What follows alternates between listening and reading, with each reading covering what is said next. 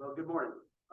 I'm Bob Durkin, President of the Greater Scranton Chamber of Commerce, here today with our Government Affairs Committee and a group of business people to talk to the individuals who are running for the 40th Senatorial District, now encompassing parts of Lackawanna County. First up is Rosemary Brown. Rosemary has lived in Monroe County for 45 years. She's a graduate of East Stroudsburg High School and the University of Scranton.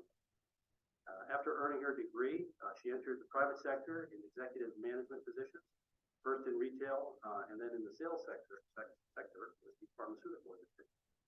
Rosemary has been a state representative since 2010, is currently serving her sixth term, representing the 189th district. She has the distinction of having been the first woman in the Pennsylvania House of Representatives from Monroe County. Rosemary is currently the majority chairwoman of the House Urban Affairs Committee and remains on the House Transportation Committee, important concern for us here in Lackawanna County.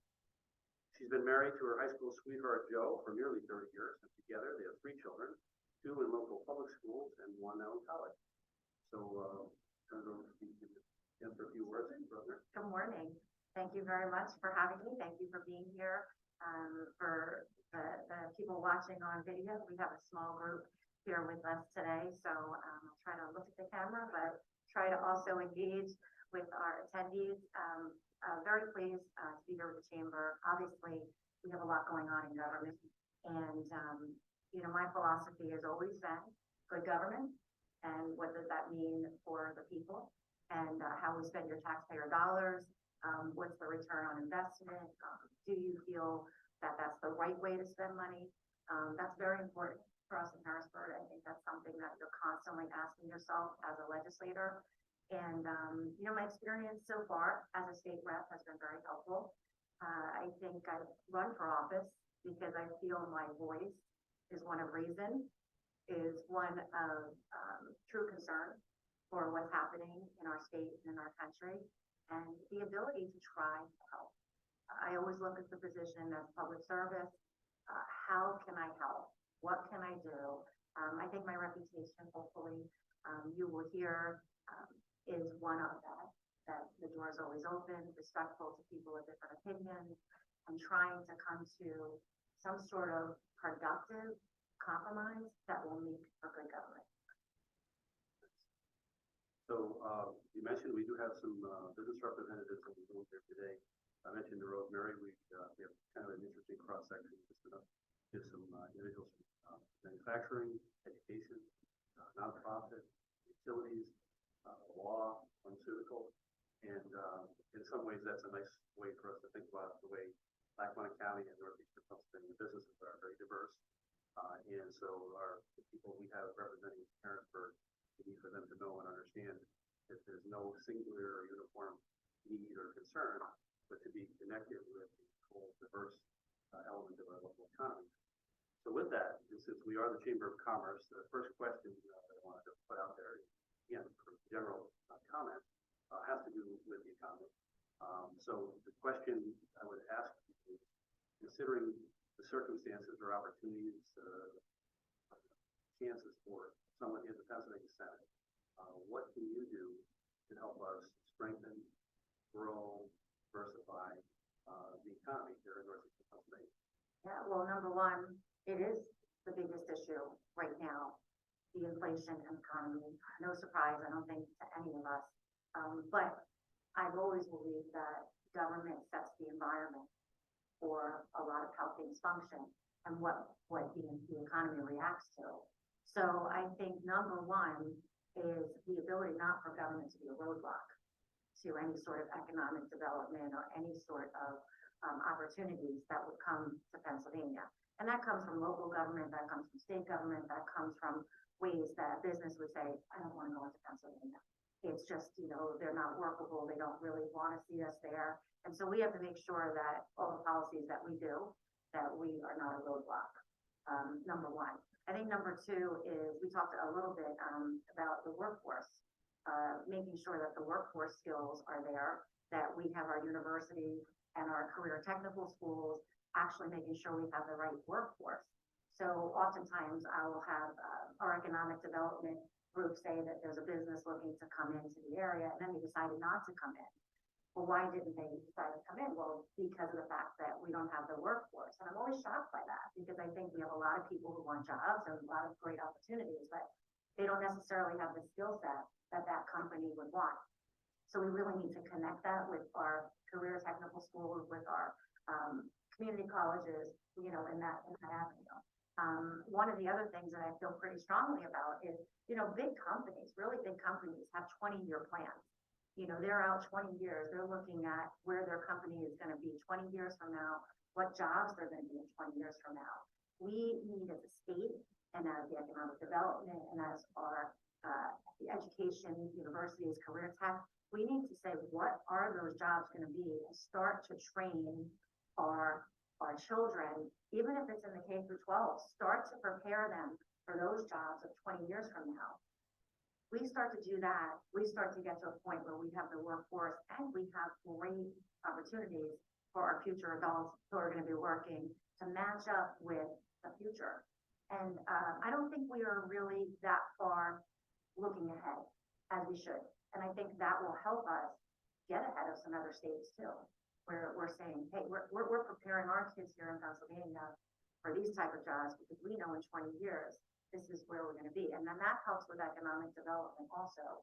I mean, that's a very large initiative, but I think something that I would like to see more of and sort of spearhead as well. So we're big on planning here at the Chamber. Staff would tell you with frowns on their faces that we do a lot of it, but it's right exactly what we talked about here. One of the challenges that we've seen across the board in the Commonwealth, and remember, Pennsylvania is also competing with New York, New Jersey, Ohio, and Maryland, and we've seen in some of the other states perhaps a little bit more of what you just talked about, a little bit more of that forward-thinking, strategic approach to economic development. Pennsylvania, I will tell you, because we are an economic development organization as well as the Chamber of Commerce, has really pulled back on the kind of support that you see out of New York, particularly in Ohio, putting substantial resources into the combination of economic development. So I like what you're saying. From the seat in the Senate, how do you see, like, maybe just want to take it a step further, and maybe includes this whole idea of incentive. So the Department of Economic and Community Development at the Commonwealth has pulled back on providing kind of incentives so that we're competing to bring a business in or to try to keep the business here with one of the other states. So how do you feel about incentives or opportunities for using these state resources to try to attack that challenge? Yeah, I think that, you know, everything's always a budget issue in Harrisburg, so you always have to be realistic and say, you know, where can you put the money in the best spot and then look at the anticipated return on investment. And I think that would be there, obviously. So I think putting more money into the incentives, but asking the businesses, what really is the incentive that works for a company? Because sometimes we hear, you know, tax credits or things, well, it's not really that big of an incentive for me. Sometimes we do hear it's good, sometimes we don't. I think identifying what the real incentives are that will actually make the company choose Pennsylvania over New York or New Jersey, and then, you know, implementing those here. And you know, there are some differences. I mean, I've had a company that went to Texas instead of Pennsylvania, you know, for different reasons. Virginia was very big too on doing some, giving land, giving buildings, different types of things. So I think we have to get creative, but funding is a piece of this. And I think looking at where we, you know, spend our dollars in the state budget continues to be a real big piece of this job in the Senate. And when you represent a larger area, you know, as a state rep, you know, I think the experience has been helpful. And then you get to a Senate district, which is much, much larger.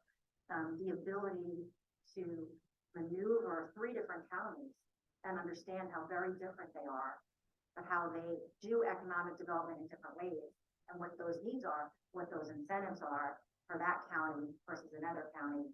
You really have to understand the details in order to bring that to Harrisburg, say what's going to work at the Department of Community Development. Well, again, as I said to you when we were preparing for this, you can react to some of the things you said. No, in a very positive way. Get myself in trouble there? No, in a very positive way, very positive way. Believe me, the people around this room, a number of the leaders of our boards and various affiliates, we keep talking about the concept of regional. And, historically, when one is from Lackawanna County, you often think about, when we talk regionally, you immediately think Lackawanna Luzerne County. But there have been a number of things that have happened recently that have told us we need to be thinking in a different way about regions, including the district that you're going to potentially represent. Can you react to the idea of how we might be able to work with Lackawanna County, Monroe County, Cardinal County, et cetera? Okay. Well, it makes sense. I mean, when you look at the Northeast, I mean, we have a lot of similarities on the same issues and problems. But there is differences in how people live in Wayne County versus Lackawanna County versus Monroe County.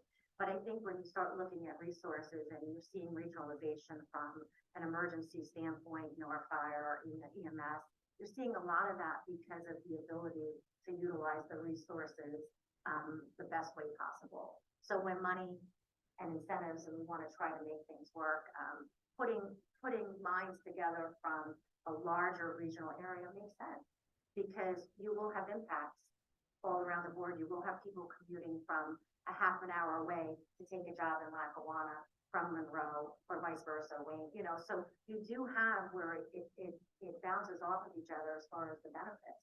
So I always think regionalization is a great thing. And the ability, like I said, as a legislator is when you have those three counties, to be the voice to help that regionalization. So whatever, is pulled together, you're supposed to be the voice that helps stand up to the fact of what that region needs. And so I do think it makes a lot of sense, and especially when resources become tight and you have to say where the best is going to be to get the best, return on investment. And then maybe this time it's done here, next time it's done over here. And it's sort of like that, just overall planning, thinking ahead and sort of strategizing on different parts of economic development. There's certainly a lot of different issues, whether it's stormwater or like Absolutely. Perhaps we'll touch on that at the end of it. Let's come back and stick with what I think most people in this room, most people who are to be watching this in the chamber world and business world say is number one, for the workforce. We find ourselves in, notwithstanding the complexities of the supply chain and other issues that COVID has really, really exacerbated. But the whole issue of workforce, the challenge of the workforce, were there before COVID, and they've just become that much more challenging. For those of us in the Lackawanna Valley, whether you're driving up and down the Casey Highway or whether you're all in Ford and Taylor and other places where our major businesses are, you see billboards everywhere, you see yard signs everywhere, competition spheres for the workforce. Now, again, there's no simple answer, and the Pennsylvania Senate alone cannot respond to that or address that singularly. But the Commonwealth does have a role in a couple of different areas that I think have a positive impact. Daycare, public transportation, training programs, and potential resources that can help our businesses provide an incentive for people to come and work and to help work on both sides of the equation. Help the businesses to prepare themselves and to be better at keeping and providing sustainable jobs, but also for the individuals themselves. So let me touch on it quickly, if you don't mind, the daycare issue. It's really become something that is fully funded to little light on. Commonwealth does provide a certain amount of resources, training, and support for families. Do you have any thoughts on how we might address that, or how we can take it? Well, listen, I can tell you as a mom of three, I remember that child care bill very strongly, and my husband and I used to talk about it all the time. How the child care was so expensive, and you look at what your salary is and what your child care is, and then also the choice to leave your child to go to work too. So, you put this all together and you have a big conversation going on depending on your household budget or what your salary is. But I do think that the child care system itself is suffering too from the loss of workers too. So that's becoming very difficult to get quality child health care, the access to that. So that's something that we're looking at too, to see how we can, with the competitiveness of all jobs that are out there, again, how we get someone in the child care industry. But we did do the first ever child care tax credit. which was this was in this year's state budget. And I think that's something to try to incentivize again, people going back to work and getting a tax credit for their childcare. And so that was something I think was very good. I think we need to start working on some more measures like that, on the ability to help people get back to work, and show that you can do this. You can do this, and you can be a good role model. You can still take very good care of your family, have quality childcare, and then you could also, get a tax incentive or something like that to help out. One of we do have a person on our board who owns multiple daycare centers, and when she talks to us about this, she said one of the challenges, it's sort of coming down, it's down the end of the line in a sense. You've got people who have degrees in early childhood education, who might start out in daycare, but that's just their opening, that's their first job, and then as soon as they can, they want to get into a teaching position, whatever. You can understand that. But again, this is kind of exposed a problem within the system, because you're taking a major portion of the workforce, and really, proportionally more women than men, and who are ultimately the decision is being made there at home. And so we'd like to see Senate, essentially under your guidance and leadership, work with us to try to address that, because it didn't used to be a Chamber of Commerce issue. It used to be a basic human service issue, but we said, well, that's someone else's problem. What we've found on the workforce front is that the full range of individuals, veterans, disabled, individuals with childcare, previously incarcerated, that's a broader pool, and it makes it more challenging for a lot of our employers who maybe historically didn't look at those pools. I'm just throwing out a lot of things against the wall there, but any thoughts or comments on how Tom Walsh might be able to help us? Well, I think, it's a new world. So part of our job is to look and say, like, what hasn't been done, think out of the box. And I am like you, I think, on this, what can we do? We're still searching for some better answers, I think, on helping out, and I hope to be able to dig further. I think the scary part is the quality piece, too. The quality of the workforce that's in the childcare sector, and you getting that care when you leave your child, but what that cost would be. You want the childcare worker to be paid well, and you want them to enjoy being with the children, but you can only pay so much for the childcare. The employee can only pay so much for the childcare, and so then you start to look at the domino effect. Of how do we fix that? So, is there something that goes to the childcare centers?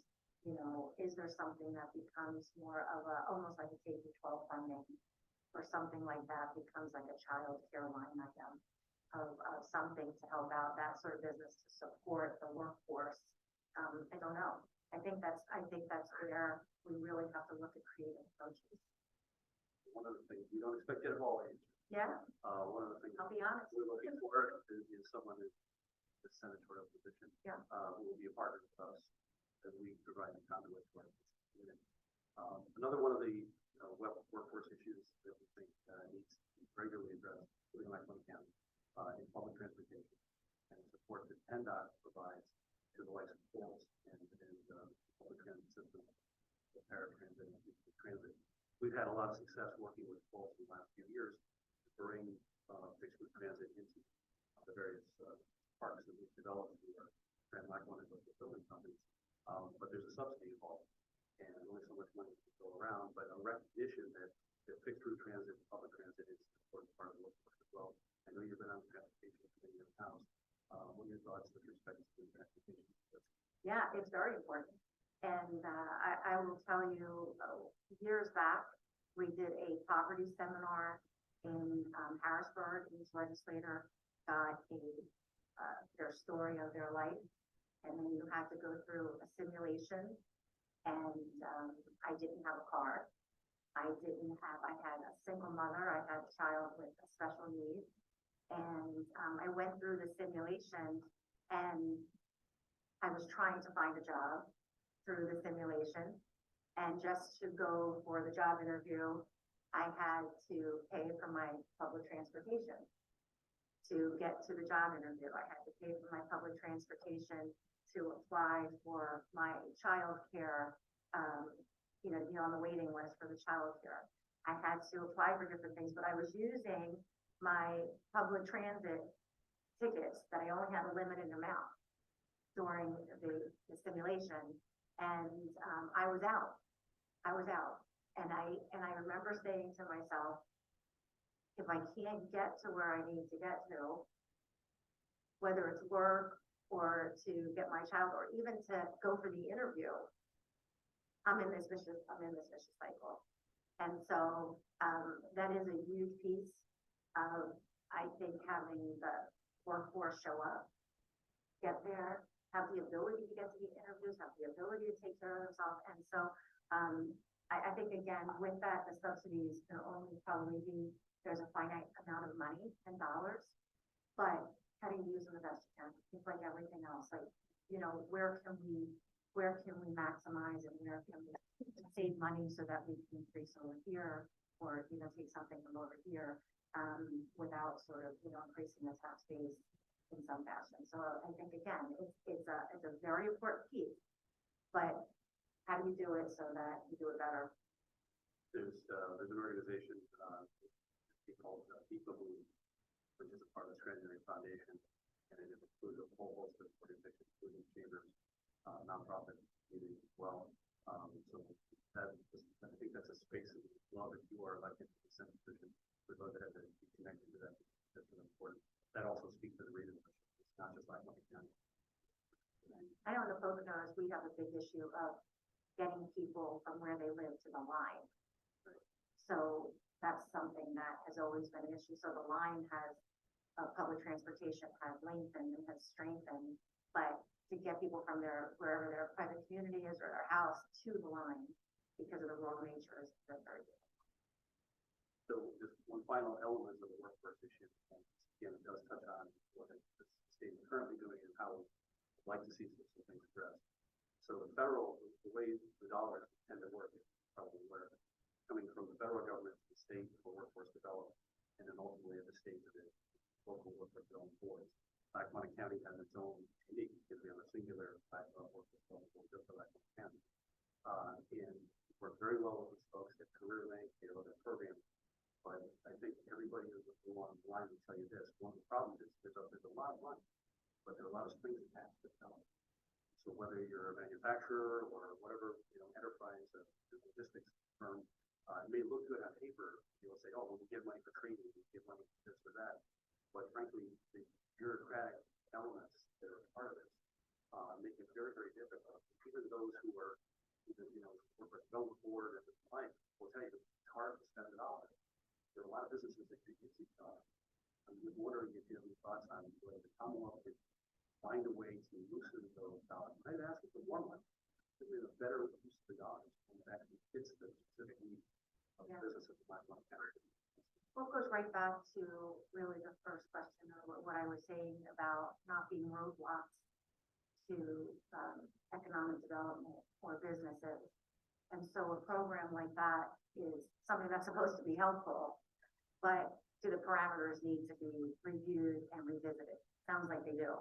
And so those are the kind of things that if we hear that from you and we talk about that, then that's something that, we should address.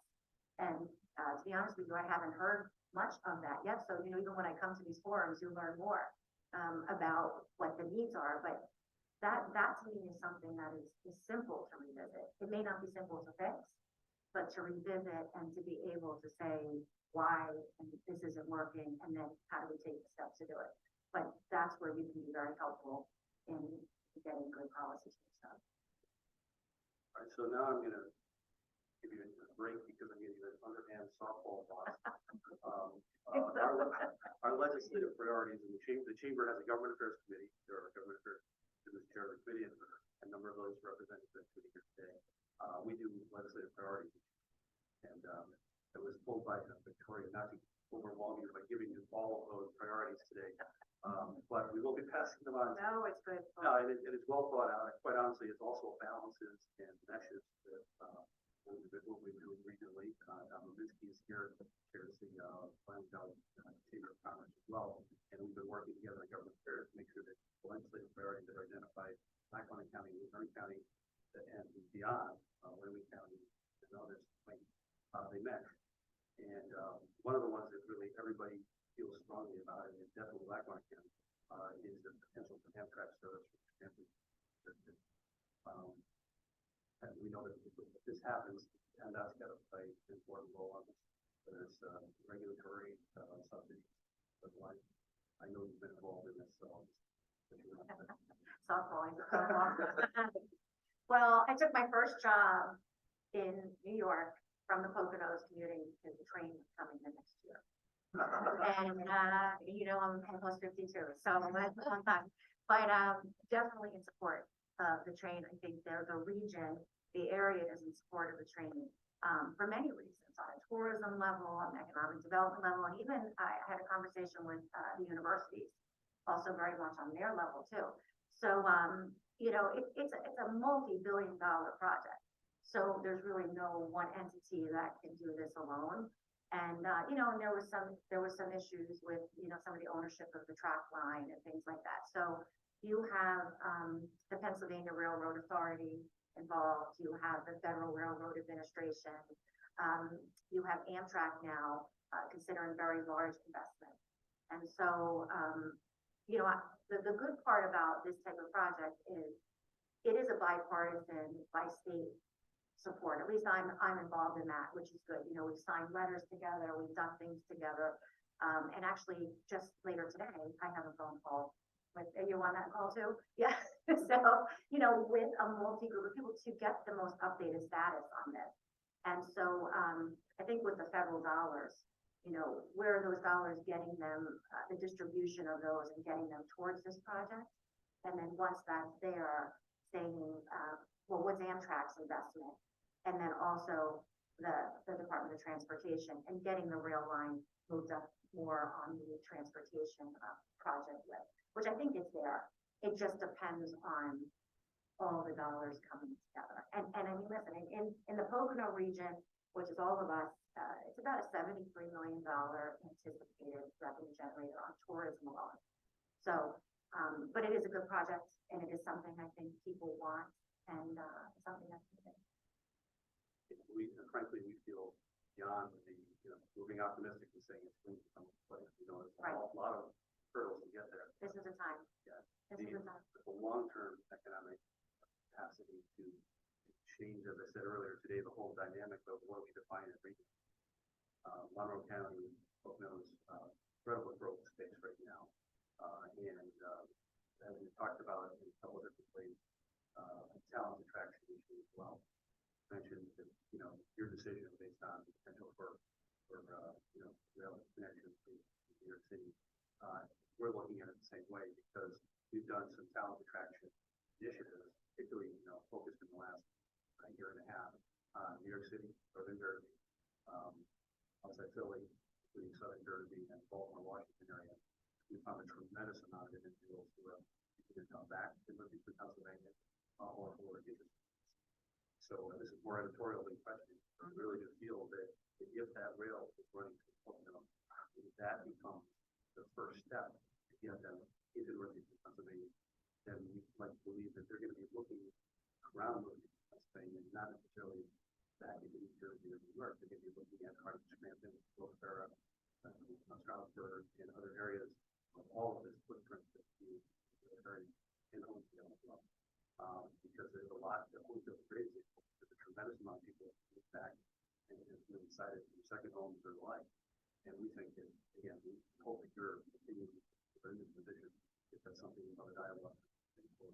Oh, it's a multifaceted benefit, and but I do think this is the time, definitely.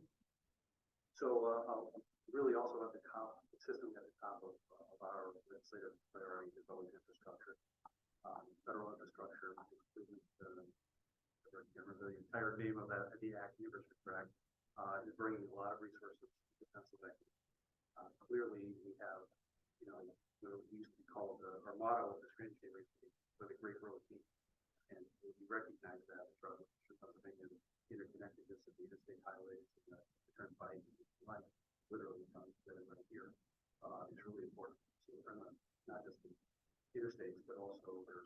roadways controlled by the Commonwealth of Pennsylvania and by Lackawanna County in this case. Any thoughts on what you and the Senate might be able to bring some infrastructure resources given the current precedent? Well, this I think is where it becomes very helpful to have the experience in the state, legislature previously before going into the Senate. And being a member on the transportation committee, I've seen a lot of different projects. We have a lot of different needs. Again, there's a finite amount of money. You probably know this already, one of the largest road systems in the country. And as far as bridges, also one of the largest in the country. So looking at this is a great deal of responsibility. And that comes from a safety issue, really. All of this is about safety and about moving business and moving people through their normal daily lives. But I do think there's a finite amount of money, and it's your job and your responsibility to be able to navigate and show in Harrisburg why this road or that road is a priority and be able to fight those battles. Because you want to be on that top of that list. Will you always be on the top of that list? Maybe not. But you've got to be able to know how to navigate it and be able to say the reasoning behind it. And again, the return on investment and, why this project's better than that project, and be able to communicate with the right people to get you up on that top of that list. And I think it's been very helpful to be on that transportation committee and to have that experience to know how to navigate all of it. Invested infrastructure takes on a whole new concept these days. It isn't just road and bridges. It's stormwater management. And in the Mid-Valley area, the area of which our Lackawanna County is in the 40, will be in the 40th district, that's an issue. How to bring these issues together. Any experience thoughts on that? Yeah, I mean, I always say, hey, the township supervisors, one of their largest issues is stormwater management. And they say, it's not the most fun, Rosemary, but it's an issue that we deal with so much that people don't realize how much we deal with it. And we have a lot of experience with stormwater management and ensuring grants and things are there to help. So again, that becomes a public safety issue. And it also becomes an issue on making our roads last. If stormwater is not directed and it's not appropriately taken care of, you're destroying roads and things and bridges that really have already been invested in with state dollars. So you have to really take care of those type of things. And, bringing attention again to that is having the voice and the ability to be able to kind of like keep going and keep pushing and saying, this needs to be fixed, this needs to be fixed. You need someone that's going to open their mouth and talk to the appropriate people in Harrisburg to get that. And I can assure you that if you land in this position, the wallflowers in the Valley. Will be. Yeah. No, it's important. Yeah. Maybe you're going to hear from these folks. The learning of these different issues of, the newer counties in the Senate district is important. So again, every time you do a forum or you do something, you do learn more and more about it. But it's not unusual to have a stormwater situation that needs to be addressed. Is basically what I'm saying. But you have to know how to fight that battle. That's everybody. The other element of infrastructure, which is an opportunity as much as anything else, is broadband. And we know that there are major dollars that have been brought to the Commonwealth on this. I think it's right. It's the Broadband Development Authority that created that. Yeah. Can you speak to how we might get into that? Yeah, I mean, that's something newly done by the legislature. And obviously there was an issue before COVID, and then COVID really brought it to fruition, I think, which the fact that, hey, listen, we need to do something. And so it was a positive to be able to push that after COVID. And so that was created to sort of, manage all the dollars that are coming in towards broadband initiatives and how we are going to manage them and where it's going to be distributed to, and just the whole overall authority to make sure that we're doing things right. And we did do some other dollars towards underserved areas to try to get them up to par with the broadband, but big initiative, and one that I think that, again, since it's established, any place in Pennsylvania will have that ability to have a voice to that authority, but your legislature is going to play a big role.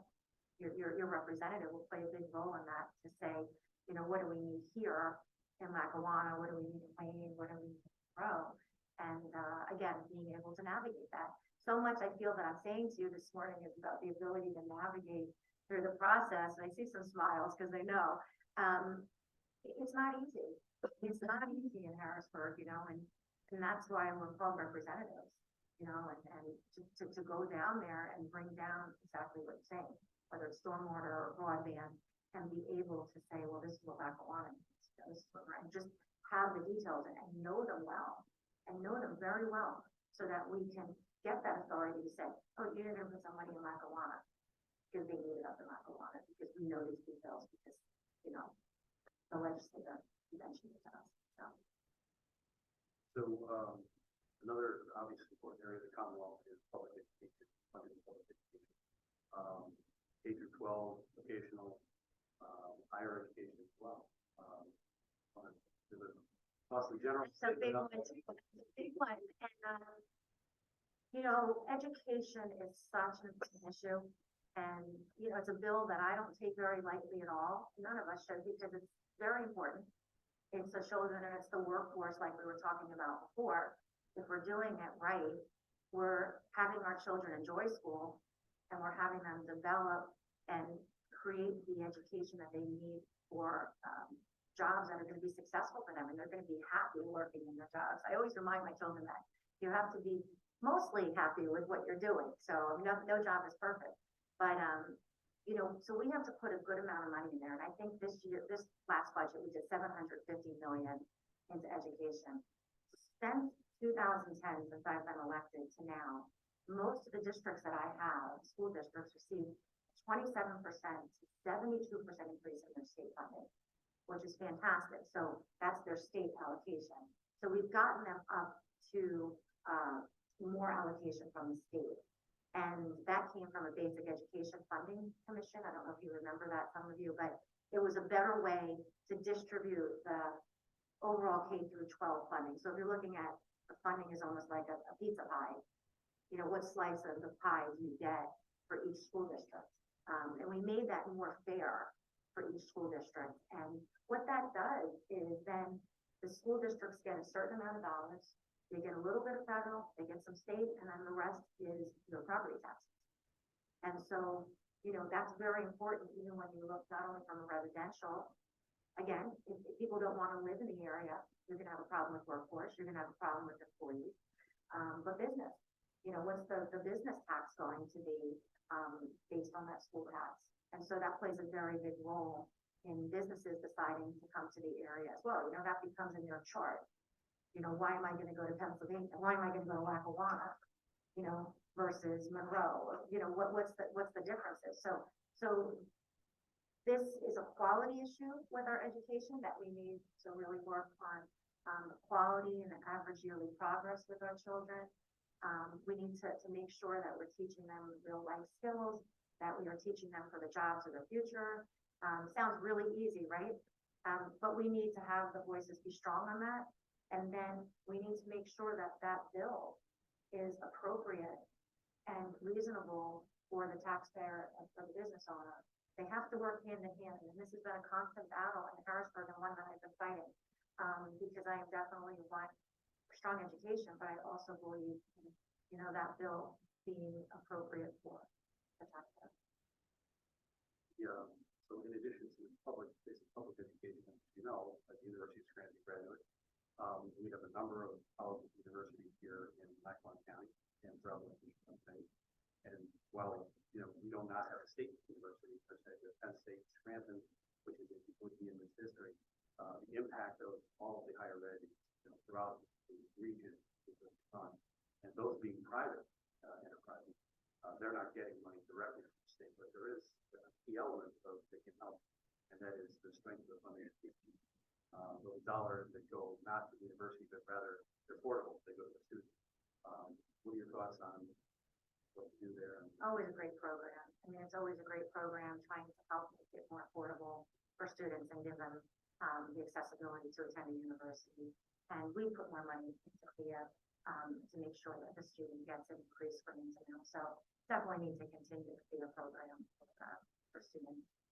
Just to ensure it's a great grant program. So I don't think there's any negative to that whatsoever. Most recently in this budget, budget we just passed, we're really pleased that the corporate net income tax reduction was initiated.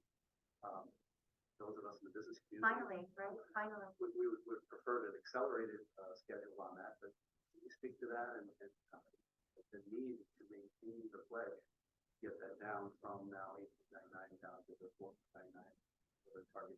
Yes, since I came into office in 2010, I think I voted for this maybe twice to try to get it down. At that point, it was to try to get it down to 6%, in a schedule down.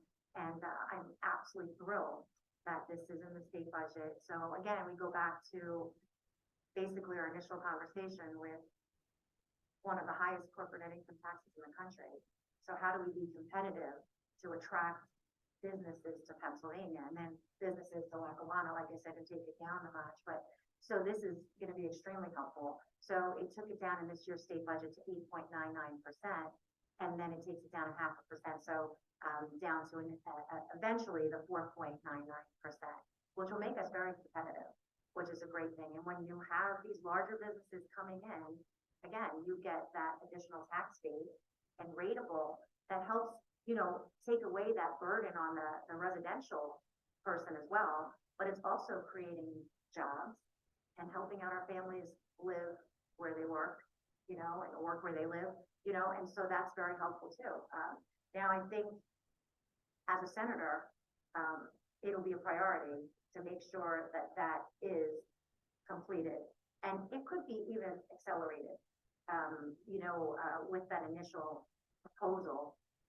But you want to make sure that it is put through, that it actually happens. It's good we got down to 8.99%, but you want to make sure that you have the legislature that's ready to say, no, this is something that you'll fight the battle for, and that it will go down, and maybe go down faster than that only 0.5% every year. Again, you don't want to explain it to folks, so it's tied to revenue being subject year. Yeah, I think it's down to 0.5% every year, so 8.99 and then a 0.5% reduction every year until it gets down to 4.9%. So I think that you got to watch. You just have to watch, because although it's in there, it's in the state budget, sometimes things don't happen. Yeah, you got to make sure that you have somebody to fight. So a couple of other things that just sort of broad and I do not want to get into anything partisan. But one of the questions, one of the issues that came up from some of our members is just your take on the nature of let's call it the civil discourse within the elected General Assembly and the parents work well together. I'm just going to leave it at that. And that's a big one too. Listen, it's disappointing, I think, for everyone, not only the legislature, but the public. I hear that all the time. Oh, Rosemary, it's just such this all the time. And one of the reasons I actually decided to run for the Senate, I was very thoughtful about it, was because I felt that my reputation and my voice to be a reason and to be a Republican and be able to represent a Democrat district for 12 years, I think shows that I have respect for people of all parties, and I have the ability to work with people of all parties and still remaining conservative values and trying to work together. And that's one reason major reason I decided to run, because I think that voice is needed more than ever. I too have frustrations with both sides of the aisle, but the confidence and I'd say comfortable nature to be able to speak up now, after being in the legislature for 12 years, it is real. That ability to feel comfortable to say to your caucus or to someone else, wait a minute, what are you doing? What's going on? And so there is a lot of civil discourse. I think some of that also comes from, unfortunately, very quick reading, very quick, we're a quick pace society. Everything social media, everything, being delivered in a day. And I think we need to all stop, regardless of our party affiliation, and really look at the issue really look at it clearly. You can know what party you lean more towards, but you really need to look at the issue clearly and say, what's really the best for right now and what's the best for long term. And there is a middle. There's always a middle somewhere. But it's that ability for the people that you put in office to be able to understand where that middle is and where they can meet and how they talk to each other and how they talk to constituents, how they talk to lobbyists, how they talk to people. Because if I can say one thing, really, we all have to be very cognizant of that. We all have to be very cognizant of what we believe, but how to speak to people and do so in a respectful manner. So I hope to be that voice for you in that way. One of the, seems to be the direct connection to that level of partisan is this whole concept of using constitutional amendments to deal with what are truly legislative issues, legislative standards. I wanted to ask you your thoughts on that. So for those of you that are not familiar, this movement had been movement to basically bundle as many, 5 or 6 different actions under potential constitutional amendment change on the law. Yeah. Well, constitutional amendments should never be taken lightly. It's a serious process. But I think, I'm very divisive as we just got off the conversation of, the type of climate that we're in. Very divisive, very difficult issues where, you're out and about and one says one thing, one says another thing, it's all over the board. And it starts getting very like this. It's a great way for people's voices to be heard. And you don't know the outcome. You don't know the outcome. If you wanted a definitive outcome, whatever party wanted it, you would wait for control of the House, Senate, and the governor. And then you'd get a definitive outcome of a law that you would want. The constitutional amendment is a very strong voice to the people. And you don't know what that outcome will be. And once that voice is heard on the constitutional amendment, the people, it was 2021, we put up the emergency declaration order, the extensions that the governor was doing. And the people, their voice was heard, that they didn't want that continual extension, of the emergency order. And so that was a very divisive time. It was a very difficult time and a divisive time, but people spoke. And I think that that's where you can look at the constitutional amendment as the ability for you, the people, on an issue that continues to be divisive and the legislators want to reinforce, but it should not be taken. So, then at this point, pause and see if there's anybody here that has any questions that you'd like to ask. Hi, Don Brominski from EGI. Thank you for your time today. Thank you. I'm going to go a little bit more regional into this area and talk about Pennsylvania. Uniquely situated between competing with Ohio and West Virginia, South and West, and New York and New Jersey on the Northeast. And I'm grouping them that way because they have energy and environmental policies that are polar opposites of each other. Where does Pennsylvania fit with energy and environmental policies compared to the people we're competing with? So I think that we are better with our energy policies, but we still need a lot of work.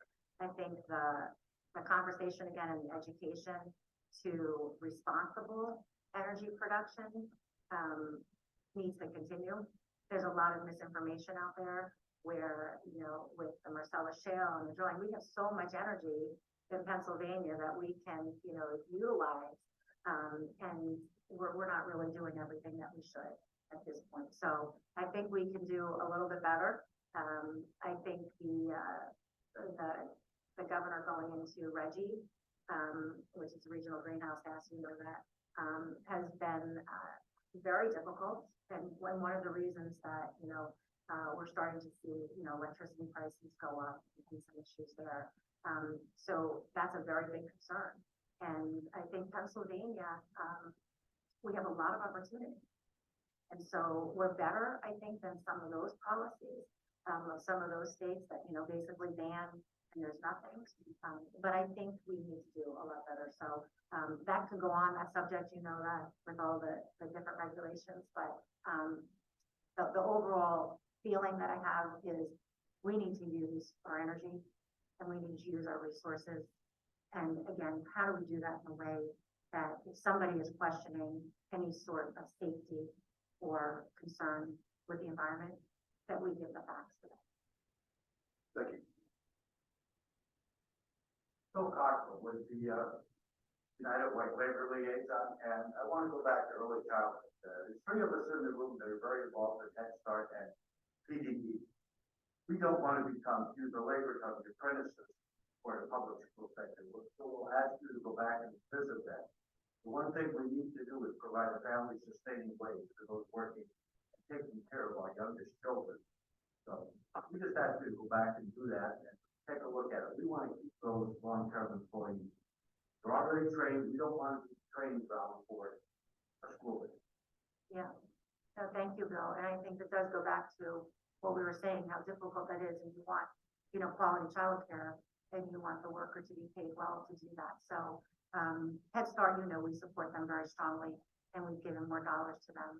Actually, the state budget was a very good budget for them too, but I agree with you. I think all of this, because of the current times, needs to be revisited and, you know, thought out of the box of what maybe, you know, we've never thought about doing before. But, you know, sometimes other states are doing things better than us too. We have to look at everything, come up with some creative solution. And we'll look forward to having you help us with that. Glad to do it. Thank you.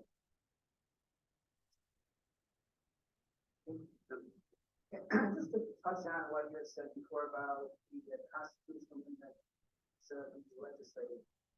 To me, it seems that most times when these come up, at least lately, they come up in election cycles that are normally low turnout elections. So the next time this may come up, potentially to come up, would be the primary in 2023, which is the off-cycle election, traditionally low turnout. It also appears to me that you're abrogating your obligation to legislate because you're no longer reaching across the aisle to reach a compromise. It's, if I can't get everything I want, I'm going to take my ball back home. Yeah. But my big concern is you're laser focused on an issue right now, try to push it through the constitutional amendment. The ground rules change, the climate changes 5 years down the road, and that constitutional amendment now really hurts the common. But you can't change it the way you can if you legislate it and go back to the legislature and address it in that fashion. Now you're stuck with it, and it may take a couple cycles of legislation to get rid of it down the road and change it. So it seems to me it's a really bad idea to try to do that, unless you got it absolutely important. Yeah. I mean, you could look at a lot of ways. I think unfortunately, Governor Wolf did probably take the largest amount of vetoes, you know, in the last 40 years. And so when the compromising and trying to come through, you know, I think that plays a big role in it sometimes. But even when the constitutional amendment, let's say it was to get on a ballot, you know, it still has to go through 2 consecutive sessions to be able to be put on the ballot. And so that hasn't happened, and you know this, I'm sure, and it hasn't happened yet for that to happen. But even if the people's voices, once they're heard, then you still have legislation that has to be drafted. And then that legislation has to pass the House, the Senate. So, you know, it still has that process to go through almost. But I can see what you're saying. I can definitely see what you're saying. So that's why I think you do have to say, you don't take them lightly. You don't take them. It's not a light process to take. But, you know, I think when you see the environment that we're in, and that's where you say, you know, because the legislature, you know, is divisive and you have vetoes happening like crazy, let the people decide. What happens 5 years down the road with the climate changes? It's stuff. Yeah. Well, you know, I think like anything else, you can go back at it. And again, it becomes that same process again. You go back at it, or you go back at it legislatively, you know. And I think that's the nature of our world, unfortunately. You know, we're always changing, and there's always, and right now I think we're here, and I'm hoping we get here. You mentioned, having participated in the poverty simulation and understanding that the role that transportation, challenges, preventing people from getting to work. I was just wondering if you had other takeaways from that experience, regarding the barriers that are marginalized populations face and ways that public policy can help alleviate that. Yes, I realized that if I was longer than a month, I wouldn't have made it. I was very big on, I was on a poverty initiative with, at that time, the Majority Leader Day for Youth. And the reason I was put on that was I was very big on financial literacy for our children in our schools. And I had actually gotten past legislation. I wanted every child to have financial literacy before they left high school, just so, the best can make the best decisions they can make. And I was able to get it to count as a graduation requirement. And that was the compromise. I wanted everybody to have it. I wanted it mandated. But our school system had a very difficult time being able to say they could definitively put it in, every class with all the other things that they're responsible for. So we have that count as graduation requirement. But because I was so much involved with financial literacy and thinking it was so good, I got put on this poverty initiative. And so I went through the simulator. I would have realized I wouldn't have made it. I was glad the session was over. Had a month, number one. And number two, I think I realized the cycle that when the bell went off to start, and I looked at my personal situation, and I had single mom, special needs child, needed a job, right? So my first thing was, okay, where am I going first? What place am I going first? And I need to get a job. So I went to go apply for a job. That was my first bus pass. And okay, I put the application in, and then my next place was to the childcare. And then I went to go sign up for the waiting list for childcare.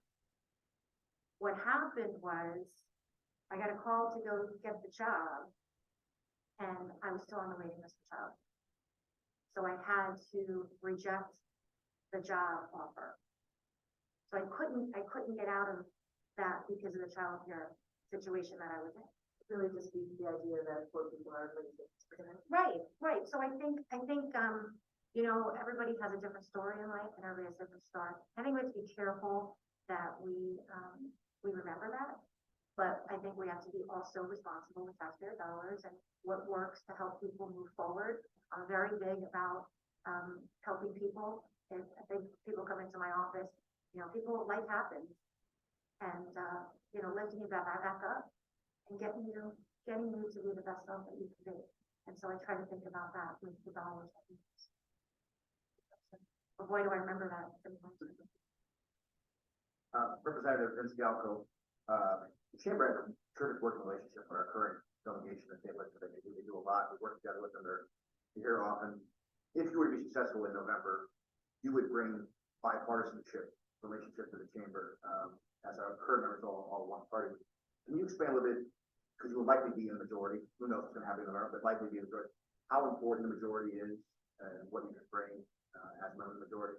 Yeah, that's, well, Vince, that's a big question too, but I think when the majority obviously sets the stage for the initiatives that are going to be, worked on, what the priorities are, and what legislation fixes, like we're talking about, how are we going to fix some of these things?